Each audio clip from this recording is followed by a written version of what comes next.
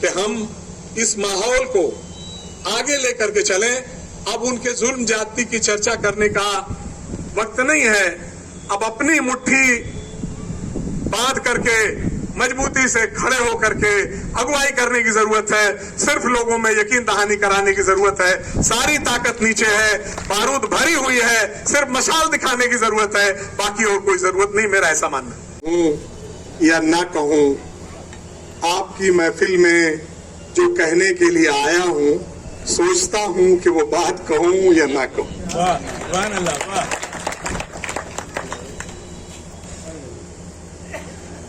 भाई अफजाल अंसारी साहब, आपके जन्मदिन पर हर साल जो दोस्त इकट्ठा होते हैं, अरसे से उनको देख रहा हूं और अपने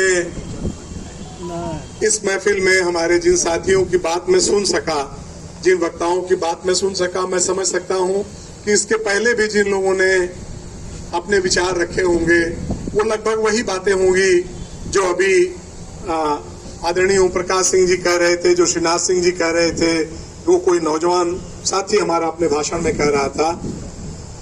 लेकिन मैं समझता हूं कि आज का दिन तो बहुत उत्सव का दिन है।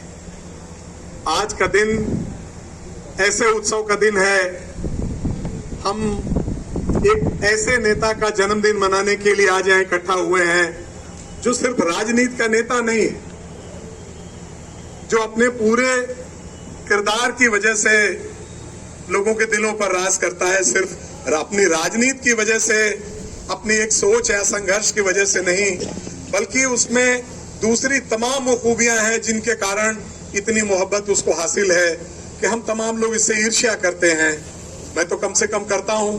मुझे लगता है कि भाई अफजाल अंसारी ने इतनी खूबियां इकट्ठा की हैं, जरूर ऊपर वाले का करम है, उनको ज्यादा मिला, सबको बराबर नहीं मिलता, हर आदमी अफजाल होता नहीं, लेकिन रश्क होता है कि भाई हमारे हिस्से में भी अगर कुछ काश ऐसा होता, इसकी ख्वाहिश होती है। मैं उनको पुनः जन्मदिन की बहुत बहुत बधाई देता हूं। जितने हमारे साथी आप सब आए हैं, आप सबका अभिनंदन करना चाहता हूं। मन्नू अंसारी का बहुत धन्यवाद करना चाहता हूं। उन्होंने कल मुझे हुक्म किया कि आपको हाजिर होना है, और जो अकेला जी हैं इनके बारे में कुछ कहना मुनासिब नहीं है। आप ठीक से इनको जानते हैं, इनके बारे में क्या कहा जाए। अकेला जी जिस तरीके की बातें आपके बीच में रखते हैं वो दरअसल उतनी ही नहीं है, उससे ज्यादा और बहुत गहरी है, लेकिन इनकी बात फिर कभी हो जाएगी। आप लोगों ने जो बात कही है, मैं बहुत उस दिशा में लंबा नहीं ले जाना चाहता। एक ही बात को बार बार कहने से कोई बात होती नहीं है। अपने को जोड़ता हूं, जो बात हमारे पूर्व वक्ताओं ने कही है उन्हीं बातों से अपने को जोड़ता हूं। लेकिन राहत इंदौरी ने इस दौर के लिए कहा था कि मुंसिफ भी तुम, वकील भी तुम, गवाह भी तुम, दलील भी तुम, जिसको चाहो हराम कह दो और जिसको चाहो हलाल कर दो। ये वो दौर है, जिसको चाहो हराम कह दो और जिसको चाहो हलाल कर दो। मगर तुम आखिरी नहीं हो, तुम आखिरी नहीं हो। और ये भरम जिसको हुआ, उसका भरम होता ही इसलिए है कि जल्दी टूट जाए। मैं समझता हूं कि ये भरम वहां पहुंच गया है कि जल्दी से जल्दी ये टूटेगा। तुम आखिरी नहीं हो, तुम्हारे पहले भी बहुत सारे आए, और ये दुनिया है, पानी दुनिया है, चलती हुई दुनिया है। जो आज है कल नहीं होगा, जो कल आने वाला है वो कोई दूसरा होगा। लेकिन ये तयशुदा बात है कि तुम आखिरी नहीं हो, ये ध्यान रखना। बस उनकी ओर देख लेना, उन किस्सों को आप आश्चर्य करोगे। 77 सबको याद होगा, 9 सूबे में जो हुकूमत थी उनका एक रिप्रेजेंटेटिव जीत करके 9 सूबे में नहीं गया। 9 प्रदेश में उनकी संख्या 0 थी। उत्तर प्रदेश में 85 सीटें थी, 80 नहीं थी। 5 उत्तराखंड की तब यूपी में थी, 85 की 85।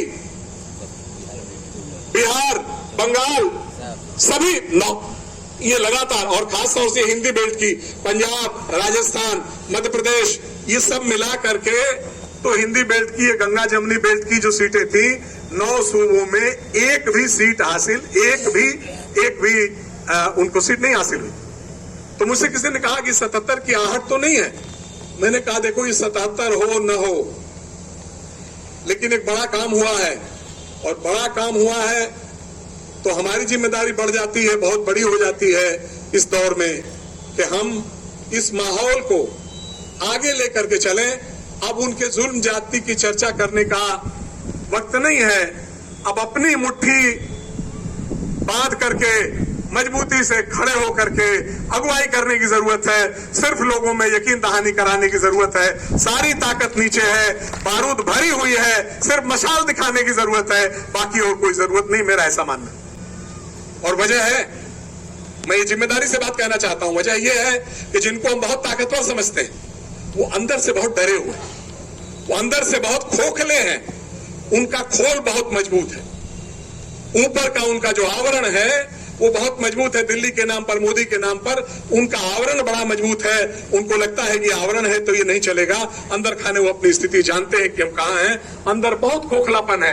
आपको सिर्फ उस आवरण में एक सुराख करना, आपको उस कवच में सिर्फ एक सुराख करना।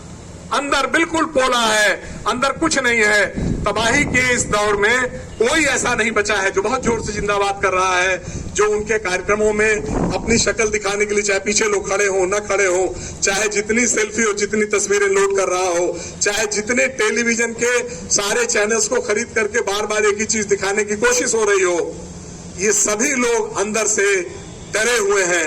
मैं आपको बताना चाहता हूं, अपनी मायूसी को खत्म करो। और हम ये विश्वास दिलाना चाहते हैं कि जिस अफजाल अंसारी से, जिस ओम प्रकाश सिंह से, जिस संपूर्ण नेतृत्व से आपको विश्वास है, वह नेतृत्व इस दौर में अपनी इस जिम्मेदारी को बखूबी पूरा करेगा। और इसको पूरा करके अपनी मंजिल तक ले जाने के लिए अफजाल अंसारी को 10 साल, 5 साल, 20 साल, 25 साल, कोई गिनती हमारे पास नहीं है।